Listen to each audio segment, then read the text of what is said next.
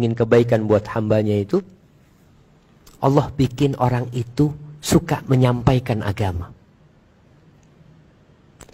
Suka menyampaikan urusan agama. Allah mengatakan, kuntum khaira ummatin ukhrijat linnas ta'muruna bil ma'ruf.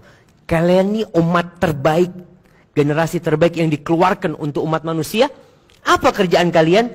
Ta'muruna bil ma'ruf wa tanhauna 'anil munkar. Kalian beramar ma'ruf dan bernahi munkar.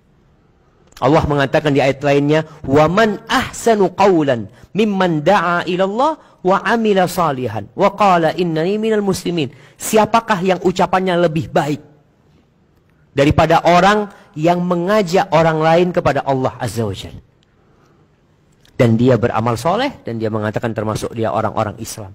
Biasanya jamaah, kalau kita di grup bicara agama, apa yang akan terjadi? Mulai panas. Afwan, ini grup ini bukan urusan agama ya. Ini urusan mobil. Subhanallah. Mereka kalau sudah bicara agama akan tersinggung. Makanya orang yang mengajak kepada kebaikan itu biasanya dibenci sama orang lain. Lihat para nabi, dibenci sama kaumnya. Siapa nabi yang disukai sama kaumnya? Ketika berdakwah, Nabi Nuh alaihissalam. Sampai kaumnya itu kalau Nabi Nuh berdakwah, itu dia tutup kuping. Bukan hanya tutup kuping jamaah, sarungnya itu dibuat nutup kepalanya, supaya benar-benar tidak mendengar ucapan Nabi Nuh alaihissalam. Kemudian Nabi Ibrahim alaihissalam dibakar sama kaumnya. Apa sih yang dikerjakan Nabi Ibrahim? Mengajak mereka kepada Allah Azza wa Jalla, dibakar sama kaumnya. Kemudian Nabi Hud, Nabi Soleh, kaumnya minta mukjizat. Kaumnya itu bisa memahat batu-batu sebagai rumah mereka, tempat tinggal mereka. Mereka minta mukjizat, dikasih mukjizat. Batu bisa mengeluarkan onta. Apa yang terjadi sama kaumnya? Disembelih itu onta.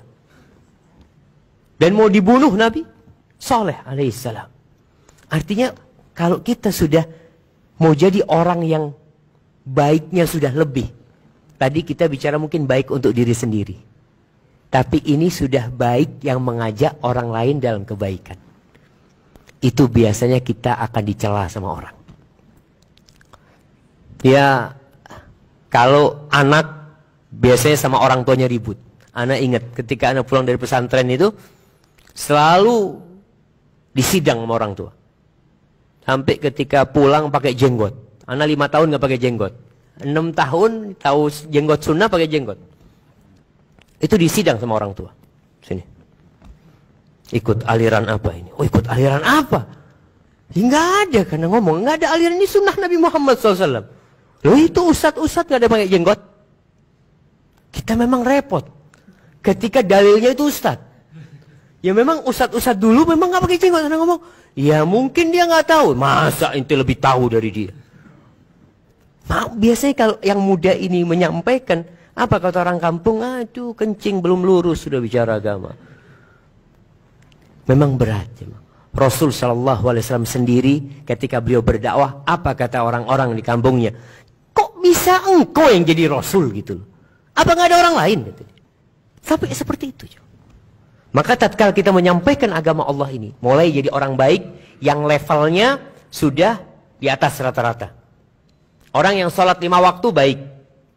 Biasanya orang sholat 5 waktu itu nggak ada yang benci sama dia.